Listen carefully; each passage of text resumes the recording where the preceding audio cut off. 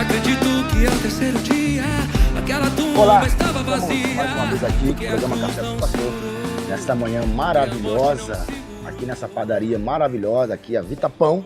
E hoje eu estou aqui com o Bispo Rômulo, bispo da Igreja Renascer em Cristo aqui em Limeira, casado com a pastora Fernanda, tem 2 filhos, atualmente secretário administrativo da Câmara Municipal de Limeira, teve sua formação pastoral no Centro de Recuperação da Igreja Renascer em Cristo, lá em Santana de Parnaíba.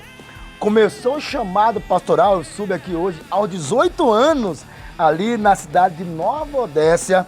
E também aí foi coordenador da Marcha para Jesus aqui em Limeira por vários anos. E vamos saber se vai retornar de novo a marcha, porque essa pandemia deu aquela parada. Vamos ver se vai retornar. Então comigo aqui, Bispo Rômulo. Muito prazer conhecê-lo, prazer tê-lo, senhor, comigo aqui nessa manhã e participarmos do café maravilhoso.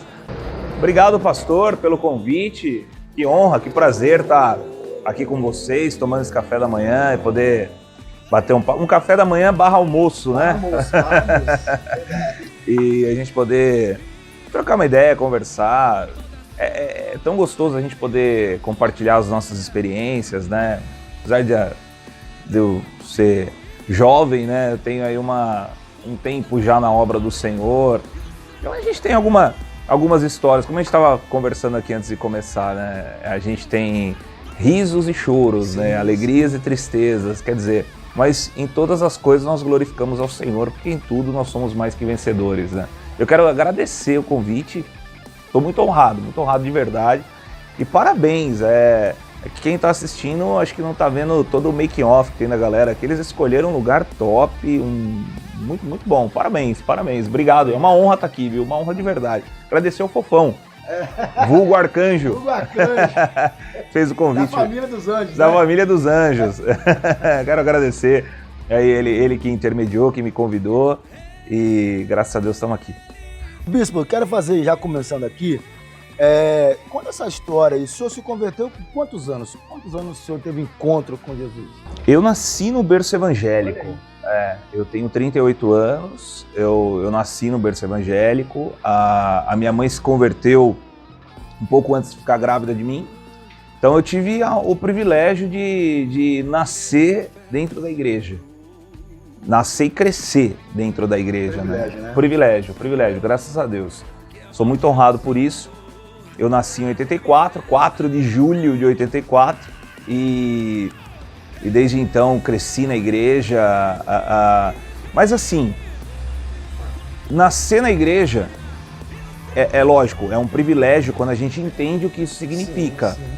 Mas quando você passa pela sua adolescência, quando você passa por uma fase da vida que você não entende qual é o valor disso, e muitas vezes você acaba valorizando mais o que está lá fora do que está aqui dentro, né? Então não se pode dizer que você tem um encontro com Cristo por ter nascido na igreja. É necessário você passar por um momento da sua vida em que você vai ter esse encontro com Jesus. E eu tive esse encontro com Jesus quando eu conheci a Renascer.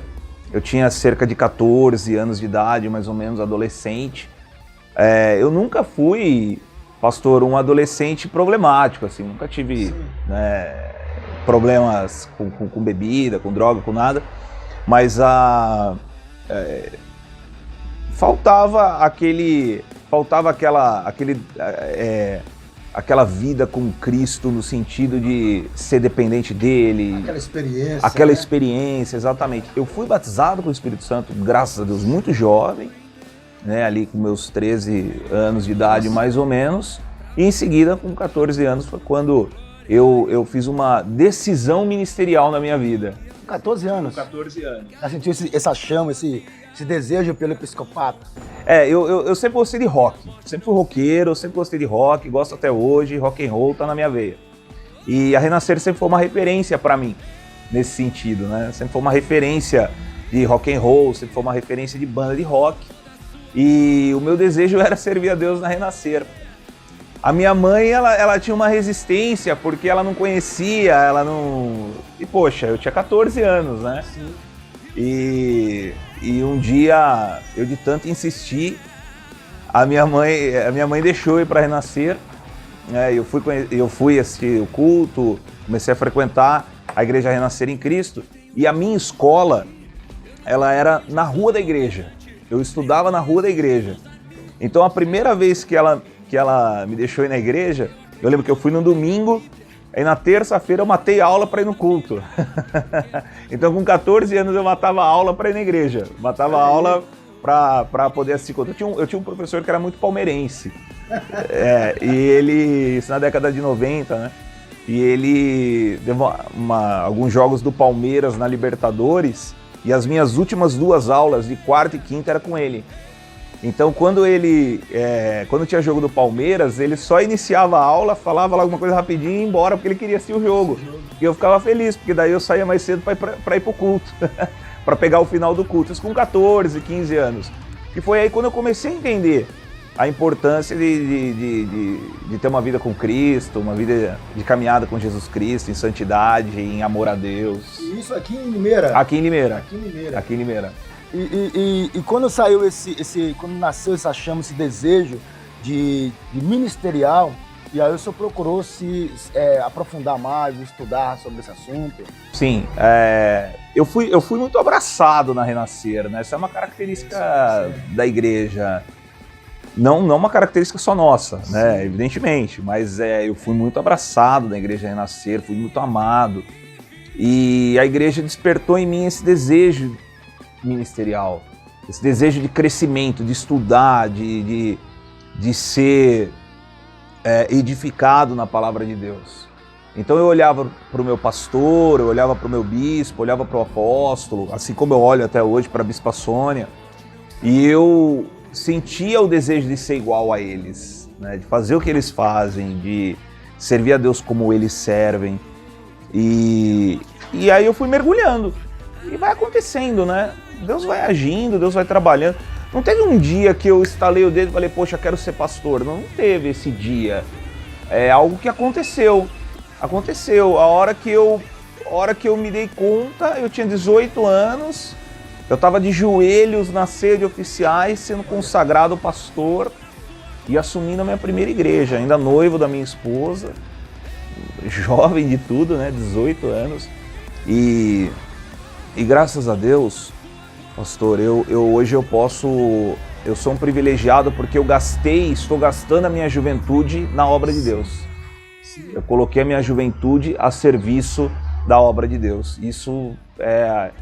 O Bispo Romulo, a gente vê hoje, eu vejo o senhor falar, e também isso aconteceu comigo na minha época, né? Eu lembro quando eu era mais novo, a Arcanjo ainda pegou um pouco essa fase, que a chama ardeu pelo chamado, a chama ardeu pelo ministério, eu me preparava, orava, buscava, e eu pedia oportunidade, às vezes, para dar aula na escola dominical, para a juventude, para começar culto, eu pedia oportunidades.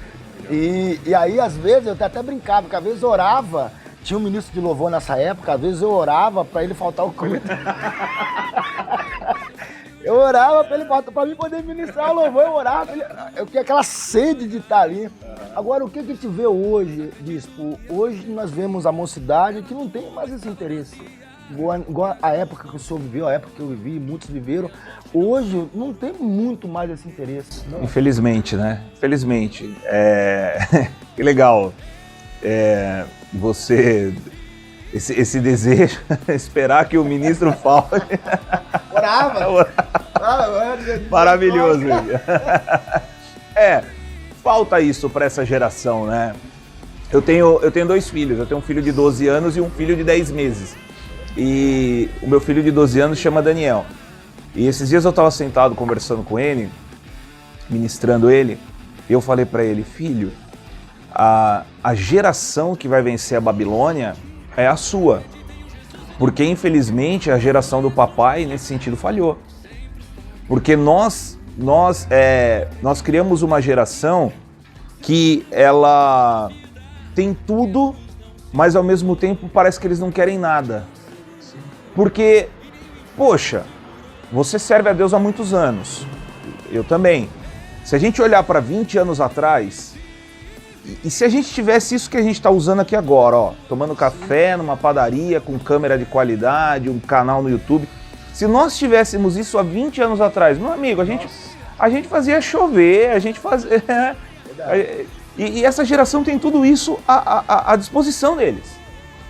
Porque hoje qualquer criança de 10 anos pega um celular e ele sabe o que está fazendo, sabe operar um celular, operar um TikTok, um YouTube, enfim. Mas eles têm tudo e ao mesmo tempo parece que eles não querem nada, né? E Jesus disse que nós faríamos obras iguais e até maiores do que a dele. Por que nós faríamos obras iguais e até maiores? Porque, poxa, imagina Jesus com WhatsApp, com um carro, com um avião, com internet, banda larga, 5G. Imagina Jesus com toda essa tecnologia. A gente que tinha que ficar usando um microfone de péssima qualidade há 20 anos atrás, né? Fazia show na praça com aquele som que, meu Deus, parecia caixa de ovo.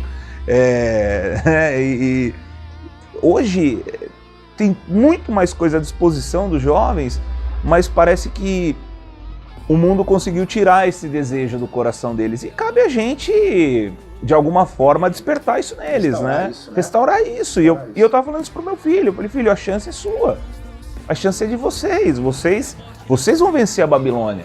Vocês vão pisar na cabeça da serpente, na cabeça do inimigo, porque vocês têm tanta ferramenta boa à disposição, tanta ferramenta boa que está na mão de vocês, que infelizmente, acho que a nossa geração, a geração que veio agora um pouco depois, não está sabendo aproveitar. Hoje toda a qualidade de áudio que a gente vê nas igrejas, de iluminação, de telão, eu sou apaixonado por isso. Eu sou apaixonado por iluminação, por tecnologia. Eu acho muito legal, o telão de LED. E o avanço é muito rápido hoje, né, Bispo? Hoje muito rápido. É muito rápido. Uma coisa hoje na igreja, daqui a um mês já tem coisa nova. Já está obsoleto.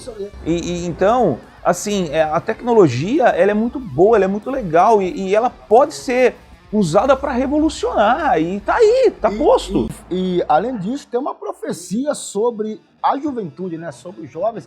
A profecia de Joel se cumpre sobre os jovens sois fortes. Eu sempre falo isso, se vocês soubessem essa força que vocês têm, é verdade. Vocês mudariam muito. Inclusive fala, né, que os vossos velhos sonharão e os vossos jovens terão visões, né? Quer dizer, sonharão. Então é isso que eu acho que está faltando para essa galera que está vindo aí, né? Sonhar, ter visão, desejar para o reino de Cristo, desejar ver as vidas se prostrando. É tão lindo quando você vê alguém aceitando Jesus, cara. É tão lindo quando você vê alguém que, poxa, o cara tava nas drogas, o cara tava destruído e ele vem para Jesus. Então, esse amor em ver alguém se entregando para Jesus é fundamental que os nossos jovens tenham isso, né? E senhor novo, então, com 18 anos, na reunião lá, o senhor de líderes lá, o senhor foi ungido a pastor e o senhor foi assumir uma igreja. E como é que foi assumir uma igreja nessa idade? Como é que foi? Momentos. Eu olho para trás e eu faria tudo de novo. Mas não foi fácil. Porque assim, eu sempre fui muito focado e sempre soube muito o que eu queria. E eu queria servir a Deus, sempre quis. Então, o lado bom de você ter 18 anos, ser jovem, assim, é que você está com muita disposição, né? Sim. Você tá com muita disposição. Pra queimar, né? Ah, muita. E eu assumi a primeira igreja. Eu lembro que na inauguração da igreja, no dia da inauguração, eu fui evangelizar na cidade de Nova Odessa. Eu fui enviado para lá, né? Nós abrimos uma igreja lá e eu fui enviado para lá. Aí eu fui evangelizar e eu encontrei uma família de mendigos, né? Que estava na rua. E eu dei um panfletinho, falei, olha, hoje a gente vai inaugurar a igreja, renascer, na Avenida Carlos Botelho e tal. Vai lá, vai ser uma bênção. E, amém.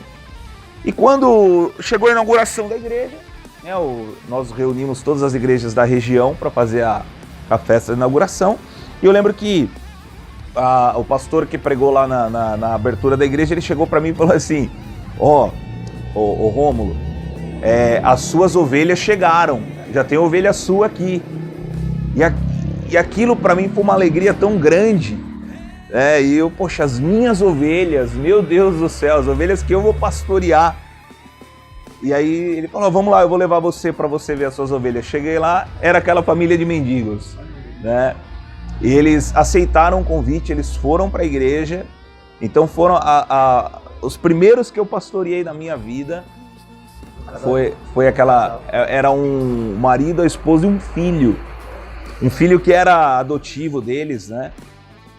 E eles moravam na rua, eles estavam numa situação terrível.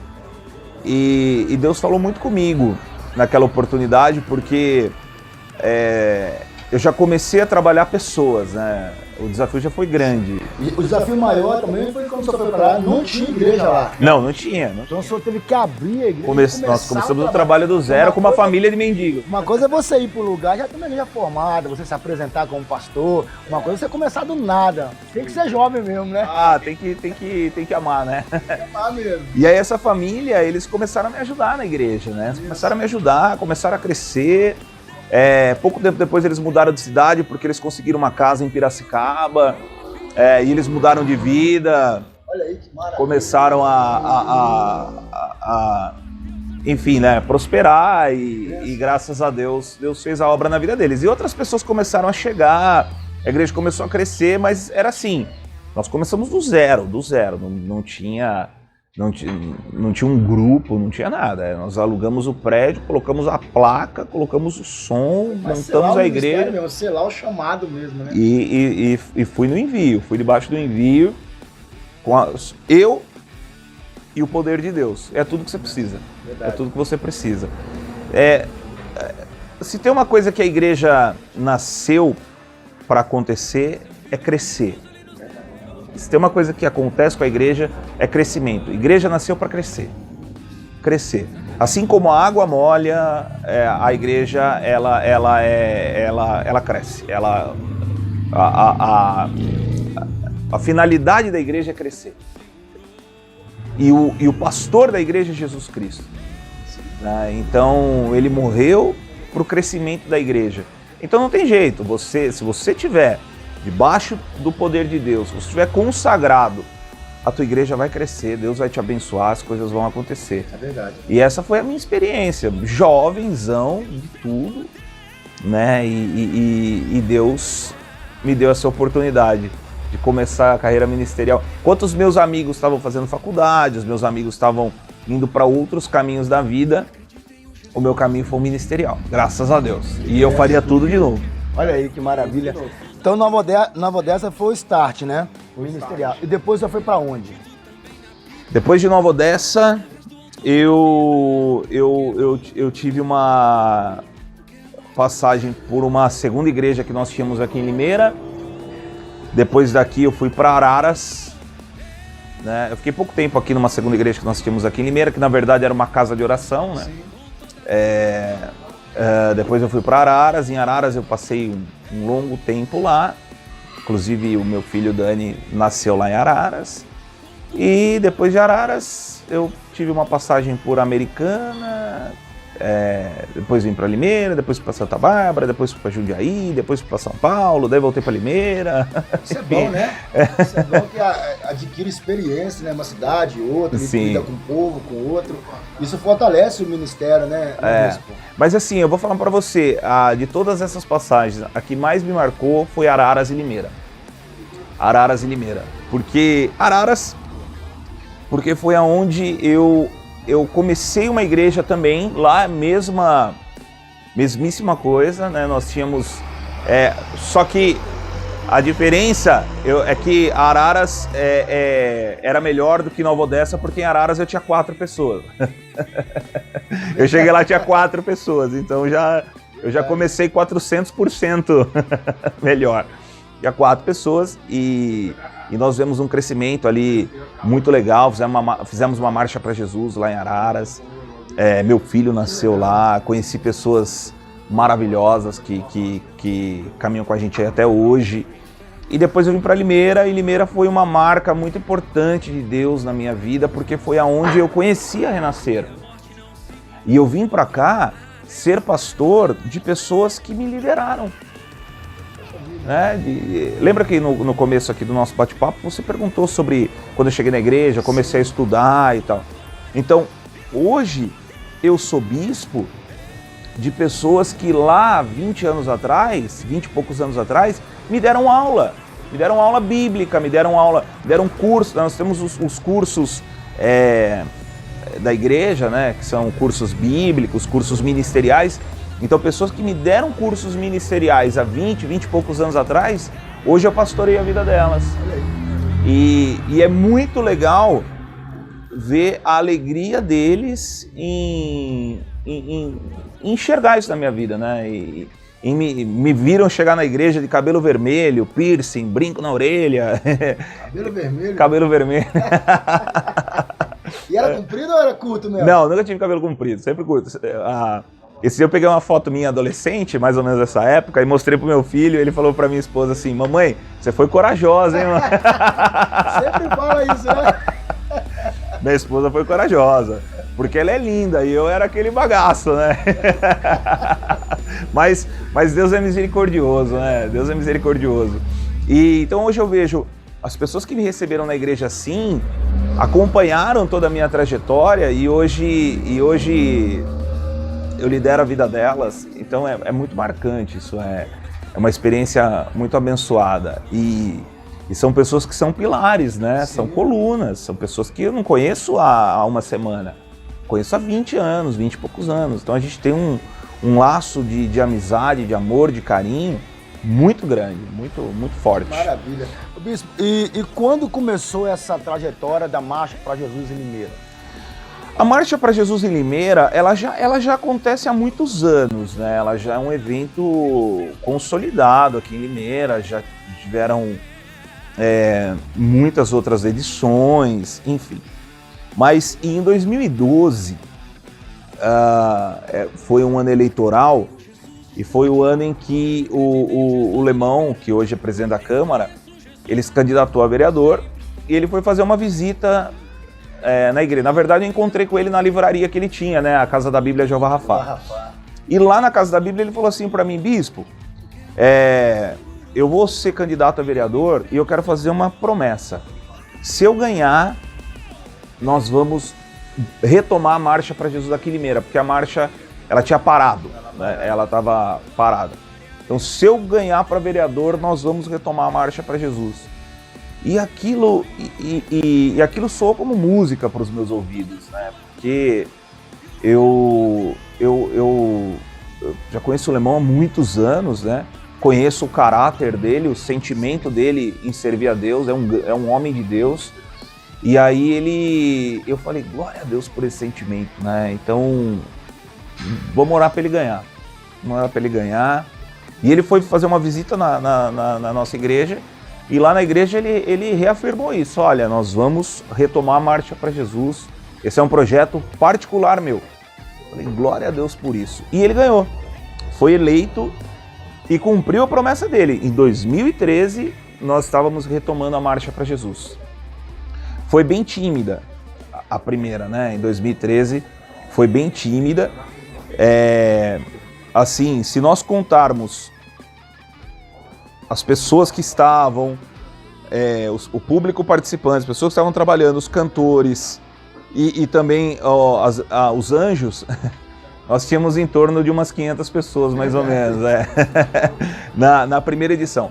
Foi bem tímida, mas foi um start, foi a semente. A semente sempre é menor que o fruto, né? E aí nós iniciamos lá em 2013. Quando nós terminamos a marcha em 2013, muitas pessoas tinham o sentimento de assim, poxa, foi pequeno, foi além do que o esperado, mas nós sentamos numa mesa, igual nós estamos aqui agora, eu, o Lemão, a Silvana, a minha esposa, e nós olhamos um para o outro e falamos assim: o ano que vem vai ser gigantesco. O ano que nós vamos nos empenhar, nós não vamos desistir. O ano que vem vai ser gigantesco. E nós encerramos aquela marcha não com sentimento de fracasso, pelo contrário, com o sentimento de quero mais. E em 2014, nós fizemos alguns convites, convidamos o Renascer Praise, a minha mãe na fé, que é a Bispa Sônia, o Alcubo, e aí nós começamos a divulgar, pastor, chegou no dia da Marcha para Jesus, aquele batalhão de gente, aquele mundaréu de gente tomando o Parque Cidade, e a gente não sabia o que fazer direito, porque tinha pouca grade, tinha pouca estrutura, e era muito mais gente do que a gente esperava. Enfim, e aí 2015 foi maior ainda, 2016 foi maior ainda, 2017, todos os anos a marcha foi sendo cada vez maior, porque Deus foi nos dando graça, Deus foi aprovando o nosso trabalho, Deus conhece o nosso coração, o nosso sentimento. E uma coisa muito, muito legal da marcha aqui em Limeira é que nós tivemos o cuidado de fazer a Marcha para Jesus em Limeira como ela é feita em São Paulo. Tanto que nós um dia fomos lá em São Paulo, eu, Lemão, nossa família, fomos lá conversar com o apóstolo, e eu chamo o apóstolo de pai, porque ele é o pai na fé. Sim. E eu falei assim para ele: pai, nós vamos fazer a Marcha para Jesus lá em Limeira. Eu trouxe o Lemão aqui, o Lemão é vereador. Nos unge para a gente levar essa unção para Limeira. E ele nos ungiu e nós trouxemos a mesma unção da Marcha para Jesus em São Paulo para Limeira. E nós tivemos já a nossa última edição, nós tivemos mais de 30 mil pessoas que passaram pelo Parque Cidade. E a aceitação das outros ministérios em relação à marcha, como é que foi? Muito boa, muito boa, muito boa. Isso que é importante. Né? Limeira é uma terra maravilhosa, com pastores maravilhosos, com igrejas maravilhosas. Os ministérios que Limeira tem são muito ricos. Limeira é uma terra de igreja grande. Não é? Aqui nós temos várias igrejas com 5, 6, 7, 10 mil membros, com 1.000 membros, 2.000 membros. Limeira é uma terra de igreja grande, é um lugar onde o evangelho prosperou, deu certo. É uma cidade evangelizada. E os pastores daqui são homens de Deus, são pessoas que acolheram a marcha. No começo, muitas pessoas falavam assim para mim, né? Mas Limeira é uma cidade muito dividida, os ministérios não se conversam. É que sabe o que faltava? Faltava aquela oportunidade. Sentar todo mundo numa mesa e tomar um café junto, bater um papo, é todo mundo igual, todo mundo... E faltava também, no meu ponto de vista, um respeito um pelo outro, assim, no sentido da história de cada um, da história. Nós temos pastores que chegaram aqui em Limeira há 50 anos. A história deles precisa ser respeitada, porque eles evangelizavam aqui quando era crime ser crente, não é? Quando você entrava no ônibus com uma Bíblia na mão, tinha gente que tinha que embrulhar a Bíblia em jornal para entrar no ônibus, porque era um crime. Ser crente era terrível. E esses irmãos estavam aqui, ministrando, pregando o evangelho aqui já na cidade. Então acho que faltava esse plus, e graças a Deus a marcha foi um dos instrumentos que Deus usou para isso acontecer. E não é fácil, é um desafio, mas graças a Deus a aceitação foi boa, a gente tem a ajuda dos ministérios, as pessoas entenderam o propósito, entenderam a importância de marchar para Jesus e de deixar esse legado para os nossos jovens. Né? Eu lembro a vez que eu fui na marcha, foi ali na Hípica, né? Isso. E que veio o Alcubo veio. O Alcubo. Eu lembro, eu tava lá no meio daquela multidão lá, mas tava lotado. Muita mesmo, gente, né? Graças a Deus. Não mais ninguém ali. E foi extraordinário. E qual é a perspectiva para a próxima? Nós tivemos agora uma paralisação, né, por conta da pandemia. Nós retomamos agora a marcha presencial lá em São Paulo. Tivemos algumas caravanas, umas carreatas, né, pró-marcha. E agora a nossa expectativa é já até o final do ano fazer a nossa aqui em Limeira. A gente já está trabalhando nisso, nós já estamos colocando a mão nisso. O local onde a gente faz a marcha lá está passando por uma reforma, né? Então o palco ele passou por uma reforma, vai ficar muito melhor do que estava. Aliás, quero parabenizar o prefeito Mário Botion, que fez um trabalho muito legal ali na Hípica, uma estrutura legal, o palco ficou legal, agora tem um banheiro lá próximo, uma estrutura muito, muito legal. Parabéns pro prefeito que, como tantas outras coisas ele acertou aqui na cidade, o palco lá da Hípica é mais uma delas. E vai ficar perfeito ali para a estrutura da marcha. Então a gente precisa esperar terminar essa reforma, mas logo a gente já tem novidade aí, muito em breve, viu? Muito em breve, nesse mês de agosto aqui ainda, a gente já vai ter novidade da marcha para Jesus aqui de Limeira. Que maravilha, prazer tê-lo aqui, viu, Bispo, conosco e bater esse papo aqui descontraído. Muito bom conhecer a sua história, porque muitas pessoas não conhecem a sua história. Muitas pessoas talvez nem conhecem o senhor. É verdade. Não é verdade? Sim. Vê o senhor lá na Renascer, só tem os seus trabalhos, mas muitas pessoas não te conhecem. Sim. E quando te conhecem, não conhece a pessoa do bispo, né? Conhece só o bispo que está ali no altar. Então o intuito aqui é a pessoa te conhecer. Que legal. Conhecer um pouco da sua história, um pouco da sua vida. Você contou sua trajetória aí, a sua história. Agora eu queria saber, uma experiência que marcou a sua vida nesse tempo de ministério que o senhor tem. Você fala assim, isso marcou a minha vida. Rapaz, que pergunta difícil, hein? Foi né? Tantas, cara. Foram tantas experiências, assim, que...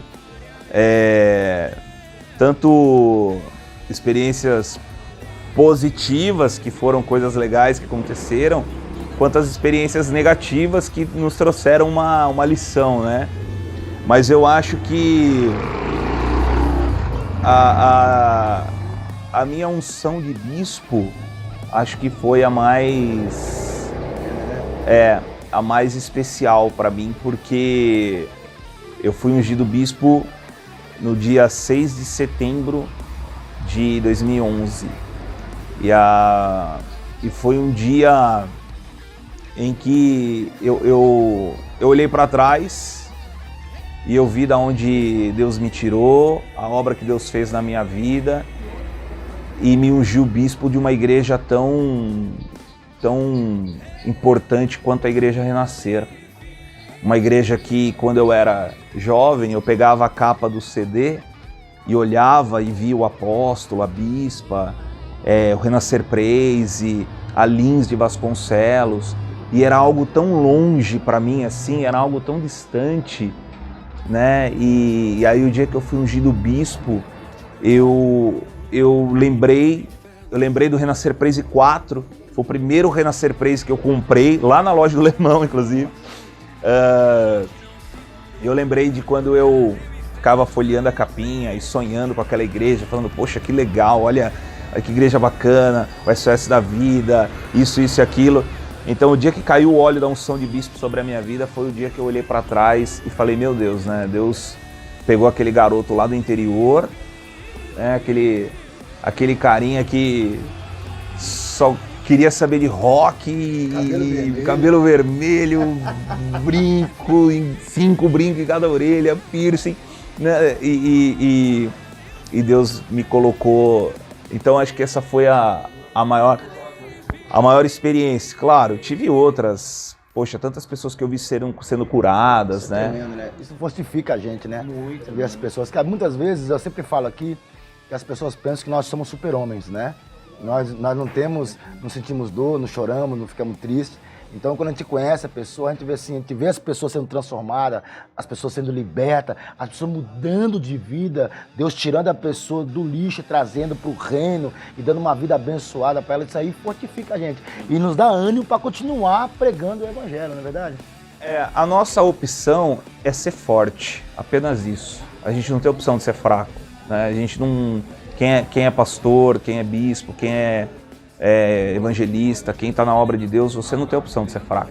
Você só tem a opção de ser forte. Só que nós somos humanos. Sim.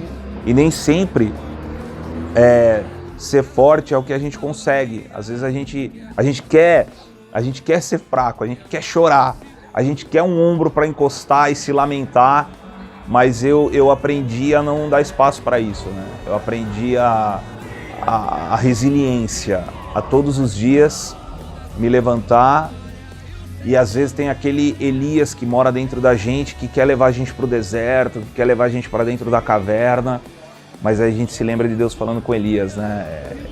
Eu preparei 7.000 joelhos, separei 7.000 joelhos que não se dobraram a Baal, eu tô com você, vai para cima, come essa comida, se alimenta, se fortifica e... Enfim, a nossa opção é ser forte, a nossa opção é essa. Eu acordo todos os dias. Você já leu aquele livro Quem Mexeu no Meu Queijo? Esse livro é um livro pequenininho, um livro antigo. E eu li ele... Quem Mexeu no Meu Queijo? É um livro famoso, né? É um livro... eu li a primeira vez, eu era criança, eu li na escola.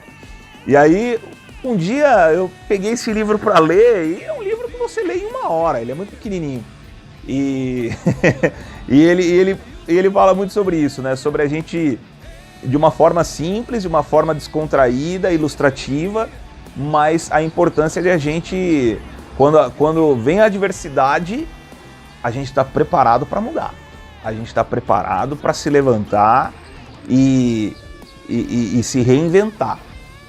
Então esse é o ponto. Então, todos esses momentos que eu vivi momentos muito particulares, que é esse meu da minha unção de bispo, e eu vivi momentos, o mais recente, não sei se a gente tem tempo ou não, mas eu vou citar aqui o mais recente. Nós temos um irmão na igreja, o nome dele é William, e ele pegou Covid, né? E ele ficou internado aqui na Humanitária, e ele ficou entubado quase 60 dias. Entubado na UTI. E nós fizemos um propósito na igreja. Eu chamei os irmãos e falei assim, olha, nós vamos todos os dias na porta do hospital à meia-noite orar por ele. Todos os dias. Isso foi em 2021. Meados de junho, julho de 2021. Vocês se lembram o frio que fez essa época. A minha esposa estava grávida. E nós íamos todos os dias, meia-noite, a gente estava lá na porta do hospital, orando por ele, clamando por ele. E ele estava numa situação muito crítica, muito crítica, muito crítica. E para você ter uma ideia, o médico chamou a esposa dele 3 vezes para ela se despedir, para ela ir lá e se despedir. E nós, como igreja, nós nos posicionamos e todos os dias nós íamos lá na porta do hospital orar pela vida do William. E isso começou a nos fortalecer, né? Porque em Jó, no capítulo 42, a Bíblia fala que Deus mudou a sorte de Jó enquanto Jó orava pelos seus amigos e não por ele. E nós fomos lá orar por um amigo, por um querido, por um irmão. E para sintetizar, nós estamos gravando hoje aqui, hoje é terça-feira, né? Nem sei que dia, hoje é dia 2 de agosto. Então hoje, terça-feira, faz 1 ano que nós fomos a última vez orar por ele lá na porta do hospital. Porque aí no dia seguinte, ele teve alta do hospital, teve alta lá da UTI, 100% curado. E quando ele saiu da UTI, eu vivi uma experiência que eu nunca vivi na minha vida. Eu sirvo a Deus há 38 anos e sou pastor há 20 anos. E eu nunca vi equipe médica e enfermeiro chorar de emoção. Eu nunca vi, eu nunca tinha visto. Talvez quem está nos assistindo já viu. Eu nunca tinha visto. Eles choraram. E a médica que atendeu ele disse assim: eu só entubei ele porque era o procedimento, mas eu tinha certeza que ele ia morrer. Eu só fiz isso porque era o procedimento, mas ele ia morrer. Ele ia morrer. E ele não morreu. Ele não morreu. Deus fez a obra na vida dele, a igreja orou por ele e enfim, isso foi algo que aconteceu na vida dele no momento que, assim, toda hora morria alguém de Covid. Vocês lembram disso? Nós íamos lá na porta do hospital, pastor, a van da funerária, nos 20, 25 minutos, meia hora que a gente ficava ali na frente do hospital orando, a van da funerária, ela passava 3, 4, 5 vezes. Eu contei a van passando 7 vezes. No período ali que eu nunca vi isso na minha vida. O Fofão trabalhou em um hospital, ele pode dizer isso melhor que a gente. Nunca vi tanta gente morrer, né? E ali aquele monte... E toda hora era uma notícia de alguém que morria, alguém que estava internado lá dele morria. E, enfim, nós clamamos ali por ele e graças a Deus a gente viu essa obra acontecer na vida dele, isso me abençoou. E nesse meio tempo também, desculpa eu tomar aqui, mas aí um outro irmão, o Renato, que era uma pessoa que tinha acabado de voltar para Jesus, ele também pegou Covid, também ficou internado no hospital, à beira da morte. E aí, em seguida, um outro irmão foi internado na Santa Casa. O William estava na humanitária, o Renato na medical e esse outro irmão na Santa Casa.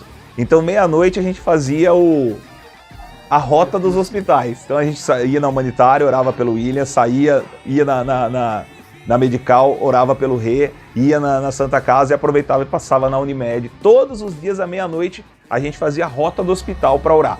A rota do milagre a gente chamava, né? Então a gente ia de hospital em hospital orando. E o Renato também, para honra e glória do Senhor, ele que chegou a ter boa parte do pulmão dele tomado por causa do Covid, também fomos lá na porta do hospital todos os dias, oramos por ele e vimos a obra de Deus acontecer na vida dele. Então, quer dizer, Deus é um Deus de milagres, né? Deus é um Deus tremendo. Deus é um Deus de milagres. Deus é um Deus de milagres. Bispo, renascer em Limeira, onde fica e quais os dias de culto? Fica na Avenida Santa Bárbara, número 1771, ali na Vila Esteves. Um prédio muito legal, muito bacana. Estamos no endereço ali abençoadíssimo.